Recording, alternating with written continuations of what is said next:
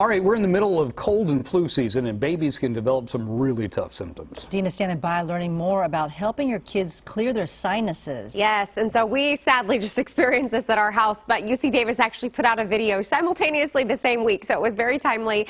And this morning we are joined by Crystal Gunther, who is a pediatric nurse manager over at UC Davis. So first of all, thank you so much for joining us. I watched the whole video because my baby girl just battled RSV, and so we want you to kind of go through when to know what you got to look out for as a parent when things start to take a turn for the worst, and more importantly, when they do, how to clear the little baby's noses, because that's really the hard part, is when they can't breathe, right?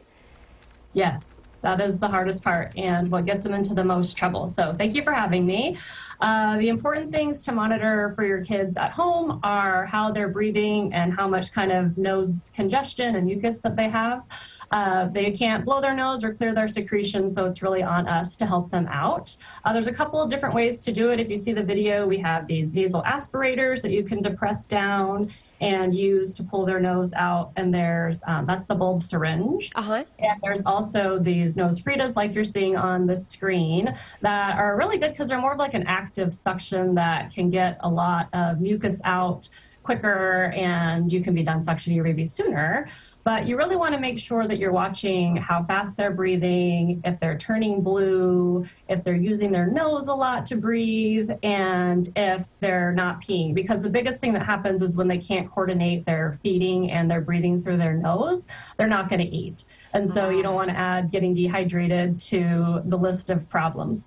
So you can see you could lay your baby on their back and swaddle them up. And before feeds and before sleep are a really good time to do this. You want to make sure you set them up for success when they are eating, and so they can eat successfully and then also sleep better.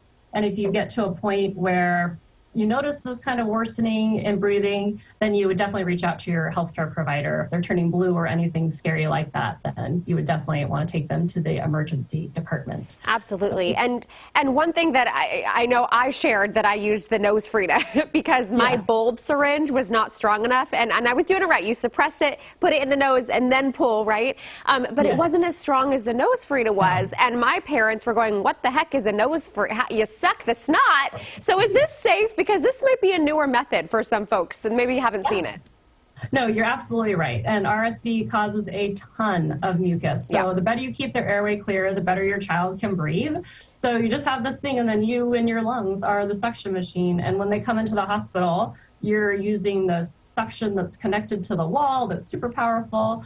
And it really clears their nose a lot better than, yes, you're right, the bulb syringe, but at least it's something that everybody can get usually when they have their babies. But there's a lot of different types. The nose Frida is just one, and it is super safe, especially if you're just putting it in there enough to create a seal and not just jamming it up there as hard as you can. But if you think about the benefits of them being able to breathe and eat better, then you definitely want to do what works best for them. For me, definitely safe and really good to do. Yeah, I took one for the team. My husband wasn't about it, but you know, I got in there. I'm like, I'm going to get this baby's nose clear, and it worked. It worked wonders. All right, Crystal, thank you so much. And just a reminder, babies under 4 months old, I know Crystal mentioned this in the video, really can't breathe through their mouths yet. So if you have a young infant at home, you've got to watch those symptoms. Make sure that their passage is clear.